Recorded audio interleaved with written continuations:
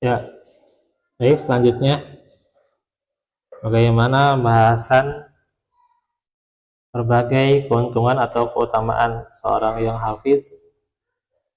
Di antaranya dia adalah ahli dan kekasih Allah Subhanahu wa taala. Yang pertama ini disebutkan bahwa Allah Subhanahu wa taala menyempurnakan derajat hafiz dengan menjadikannya sebagai ahli dan kekasihnya. Itulah kemuliaan yang besar dan kedudukan yang tinggi yang disandang oleh para penghafal Quran, di mana tidak manusia yang dapat, ya, tidak ada manusia yang dapat menyamai kedudukan itu di dunia. Diriwayatkan dari Anas bin Malik radhiyallahu anhu, inna lillahi ahlina minan nasi qalu ya Rasulullah man hum, qala hum ahlul qur'ani ahlullahi wa khassatuhu. Sesungguhnya Allah Subhanahu wa taala memiliki kekasih, ya, punya yang tercinta gitu ya. Kekasih dari manusia. Para sahabat pun bertanya, "Wahai Rasulullah, siapakah mereka?" Nabi menjawab, "Mereka adalah sahabat Al-Qur'an, ya. Mereka ahli dan menjadi kekasih Allah, orang yang jadi sohib Al-Quran, ya." Riwayat Ibnu Majah.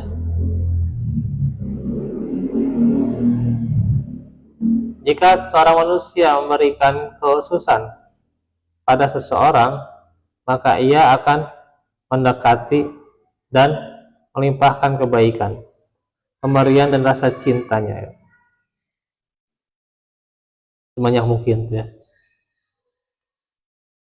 Lalu kira-kira bagaimana dengan Allah yang Maha Pengasih, ya, yang menjadikan orang itu kekasih gitu ya, yang Maha Pemurah. Dan pasti Allah mempunyai permisalan yang jauh lebih mulia, baik di langit dan di bumi. Sang penguasa semua kekuasaan, zat yang memiliki semua kemuliaan dan keagungan. Maka tentunya harus setiap orang itu menyandarkan dirinya pada siapapun yang memiliki harta kekayaan melimpah. Coba misalnya,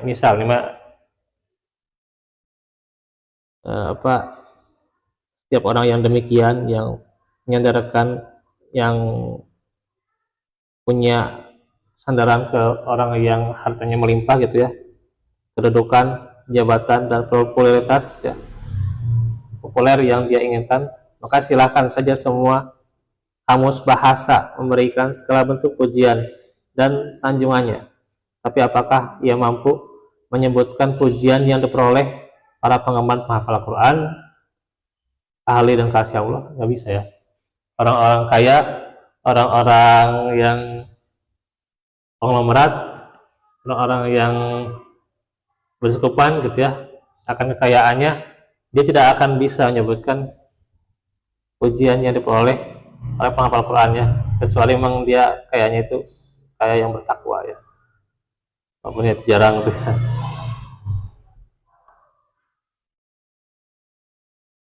Bahwasanya ketika berlebihan terhadap harta itu akan dibangkitkan dalam keadaan apa? Buta, ya gitu, ya. Iya, bangkit nanti di padang mahsyar, ya, dalam keadaan buta, ya, lolong gitu ya, lolong.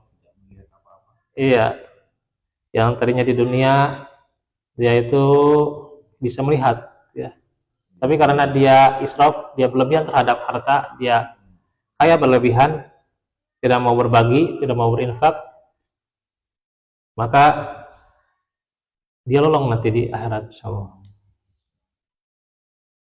Menurut apa tadi teh? Mau berkorban nasional miskin gitu. Iya. Iya, punya harta tapi tidak mau sedekah lah istilahnya. Iya. Itu surat Al-Isra kalau nggak salah ya, waktu disebutin di Jumat ya, lupa saya.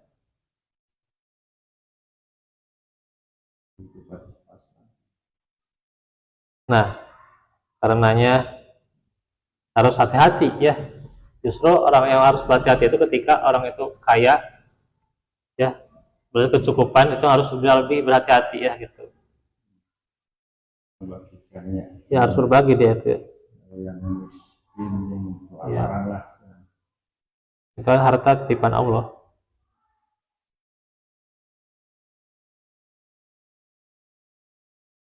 Dan kadang orang yang punya harta, ketika dengan ketinggiannya, kesombongannya, dia meremehkan kasih Allah ya, meremehkan para penghafal Quran ya. Nah ini ya. Inilah yang dimaksud oleh penulis. Selanjutnya, seorang yang hafiz termasuk orang-orang yang mendapatkan ilmu. Allah Subhanahu wa taala menyanjung dan memuji para penghafal kitabnya gitu. Di mana dia menjadikan Al-Qur'an sebagai ayat-ayat yang jelas dalam hati mereka. Ini merupakan sebuah kedudukan yang agung bagi mereka dan tidak akan dimiliki oleh yang lainnya. Allah Subhanahu wa taala firman, "Bal huwa ayatum bayyinatun fi suduril ladzina utul ilm." Sebenarnya Al-Qur'an itu adalah ayat-ayat yang nyata di dalam dada orang-orang yang diberi ilmu ya. Al-Ankabut ayat 49.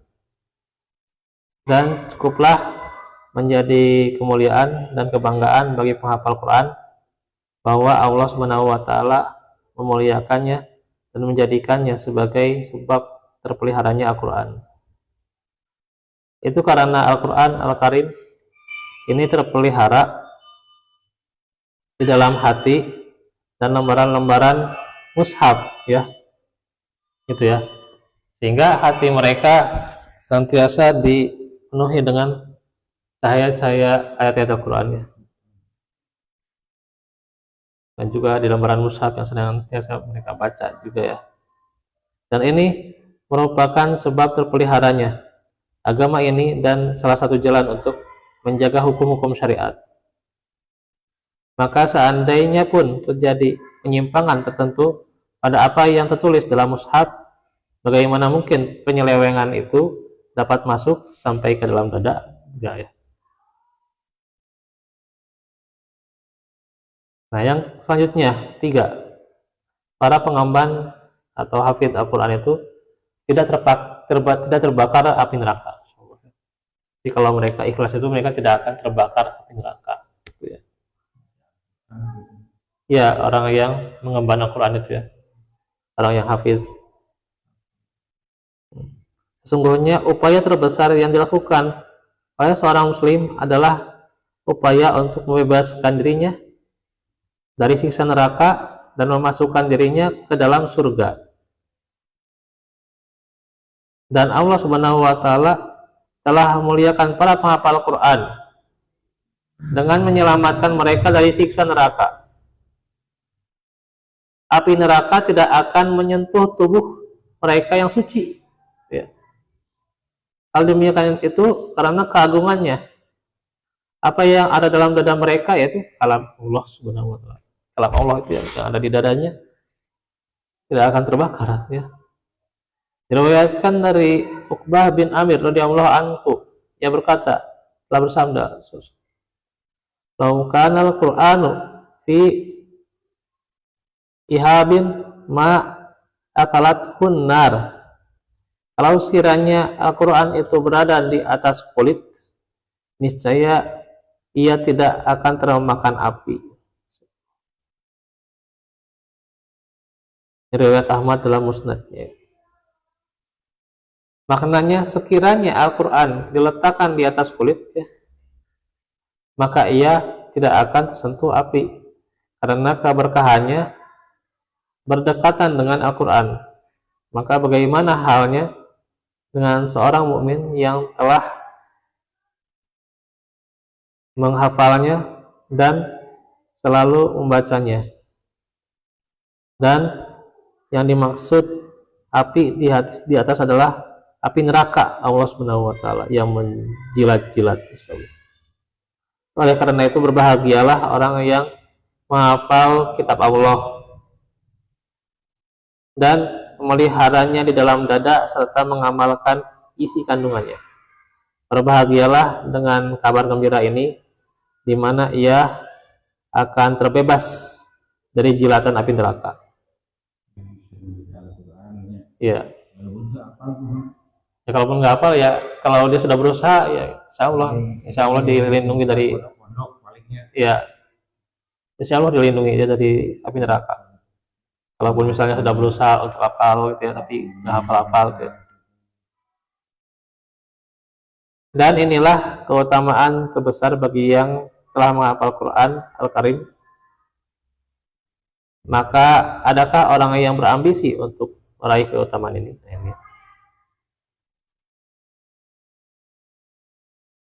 Baik, selanjutnya keutamaan mengamalkan Quran.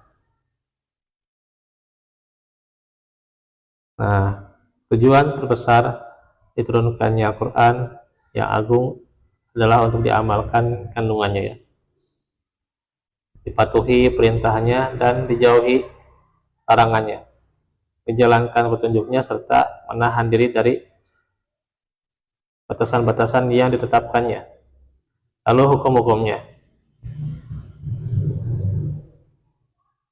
ditetapkan dalam kehidupan individu, masyarakat maupun negara. Seorang yang mengemban Al-Quran tidaklah mendapatkan balasan yang sempurna bagaimana yang telah dijanjikan Allah Subhanahu wa taala, melainkan setelah dia mengamalkannya. Jadi orang yang hafal nantinya dapat balasan setelah dia juga mengamalkan ajarannya, gitu ya, dalam kehidupan, mengikuti petunjuknya yang penuh berkah dan membacanya di sepanjang malam dan siang hari.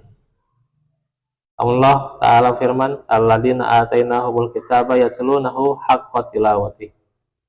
Orang-orang yang telah kami berikan Alkitab kepadanya, mereka membacanya dengan bacaan yang sebenarnya, ya. Al-Baqarah 121.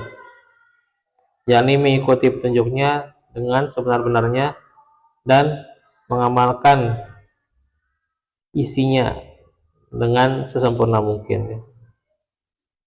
Ini dalam tafsir At-Tabari. Sebaik-baik manusia terbaik yang mengamalkan kitab Allah dan menerapkan petunjuknya dalam kehidupannya secara lahir dan batin. Dan bahkan Al-Quran telah menjadi simbol akhlaknya. Ini, ya. Jadi Al-Quran berjalan, kan itu Nabi juga demikian, ya. Simbol akhlaknya adalah Nabi, ya, dan teladan kita Muhammad, di mana Allah Subhanahu wa taala memuji dan menyanjung akhlak beliau. Dan budi pekertinya dalam satu ayat nih, wa innaka la'ala khuluqin azim. Dan sungguhnya kamu benar-benar berbudi pekerti yang agung.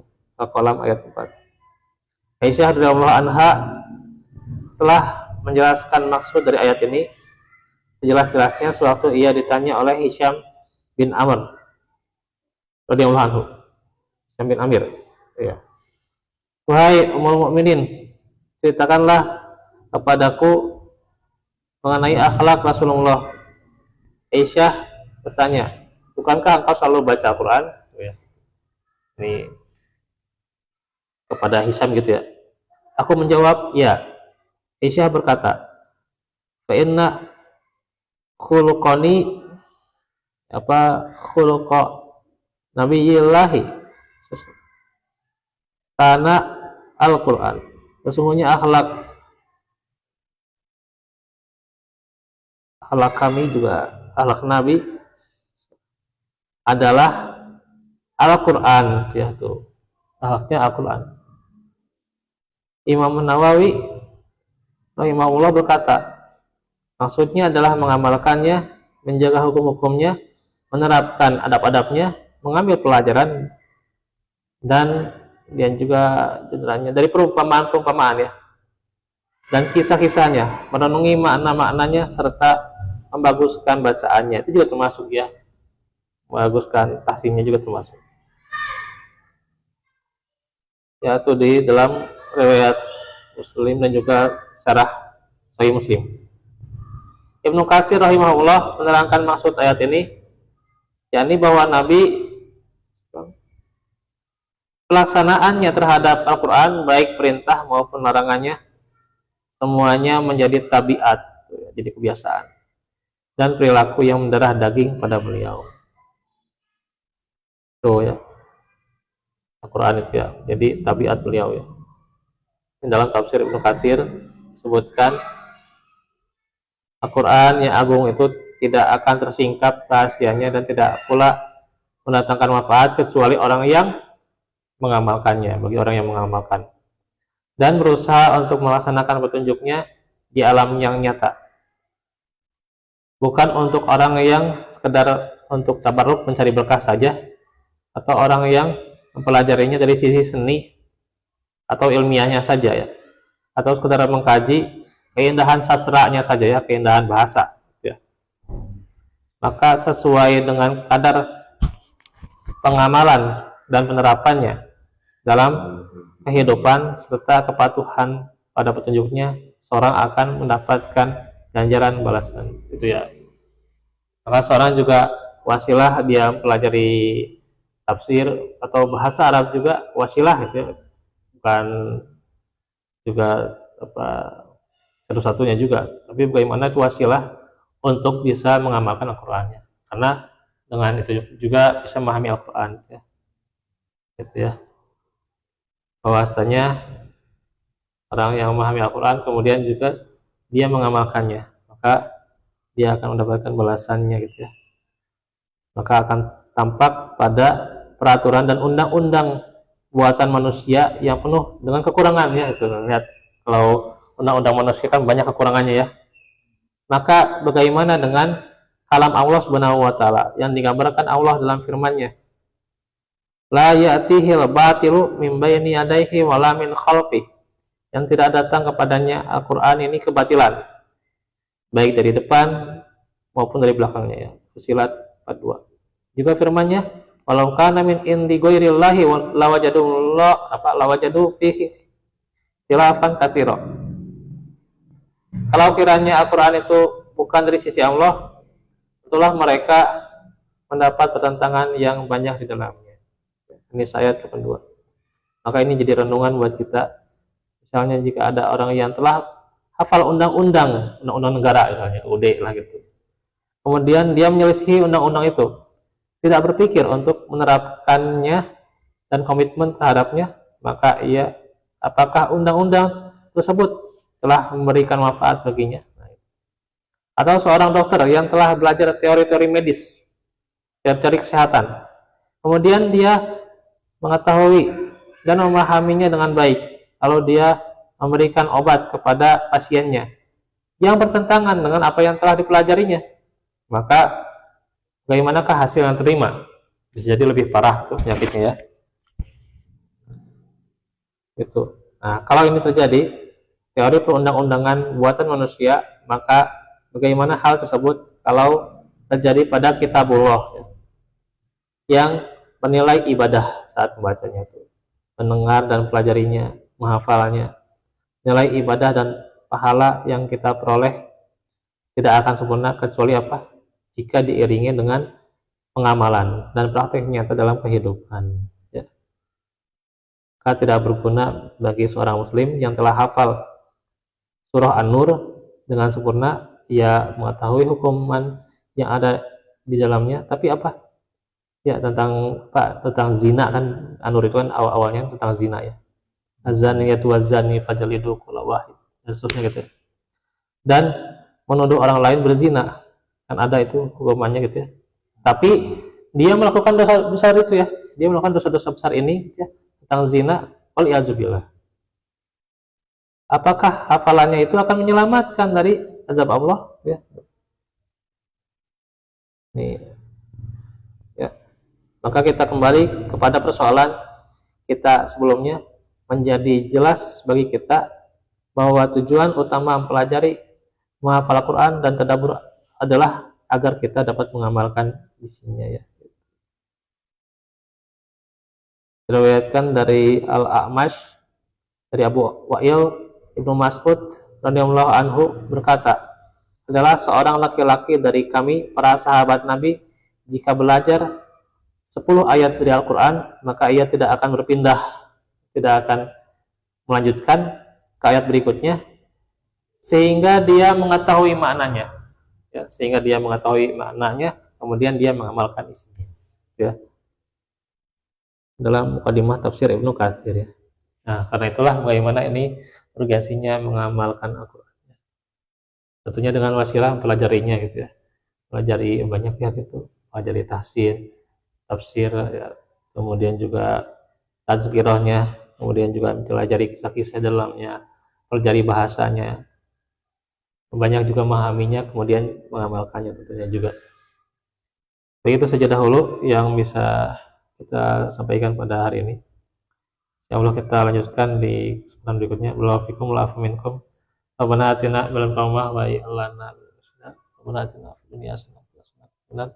Rabbana hab lana min azwajina Salini ala Rasul fiha ma'asih adi wajah tasir. Allahumma rahmatuka aju falatikirni wa nasitu bisa andi. Rabbana atina lana nurana wa filana